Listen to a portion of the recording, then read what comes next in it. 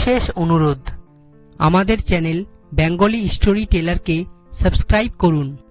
আপনাদের সহযোগিতা এবং ভালোবাসা আমাদের একান্ত কাম্য। ধন্যবাদ।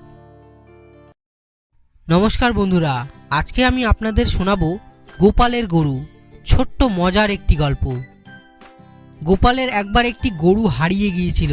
চৈত্রের কাঠফাটা রোদ্দুরে বন বাদারে খুঁজে খুঁজে সে বিকেলে নিজের বাড়ির দাওয়ায় ধপাস করে বসে ছেলেকে ডেকে বলল, ও ভাই, জলদি এক ঘটি জল আনো, তেষ্টায় ছাতি ফেটে যাচ্ছে।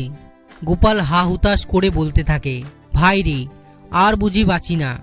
ঘরে গোপালের কোনো ভাই থাকতো না, একমাত্র ছেলে বউ নিয়ে গোপালের সংসার।